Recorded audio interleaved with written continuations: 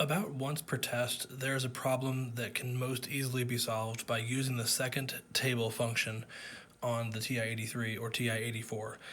The example we're about to do is on page 298 of version 9 of the ACT bullet spiral. So, example 7, you'll see it talks about how there's a clothing store that sells polo shirts for 24 bucks each, and if they sell for 24, they sell 50 shirts. But if the manager decreases it by $1 for every $1 decrease in price, they're going to sell 4 more polo shirts per week. And the store ideally wants to make as much revenue as possible, so what is the maximum possible revenue? If people don't use the second table function, they often get it right, but very slowly by simply testing and guessing around to see which of the numbers and the answer choices they can get to happen.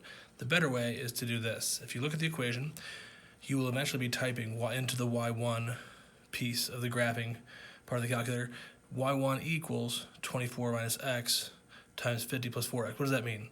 So the default price is 24 minus x, x being the number of dollars you're dropping the price.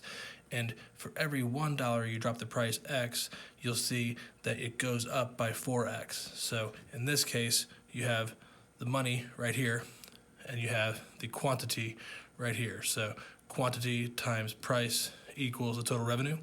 So therefore, what you do is you take your calculator and you go to y1 and you type in that equation, 24 minus x, and then 50 plus 4x, and then notice how you hit second graph. Now before you do that, second window where it says table set, you want to be having the table start at 1, and generally the delta, the change each time, also should be 1. And always leave it on auto. This is a very efficient way to guess and check on these style of word problems. In this case, second graph, so second and then the graph button takes you to this, and you can scroll your way to victory. So in this case, you can scroll and see where does it end up being the highest, right here. So 1332 is the biggest it gets. Think of it as an upside down parabola. And so eventually it reaches that peak, and then you're at 1332. So as you'll see from problem 7 in the book, 1332 is the largest possible value.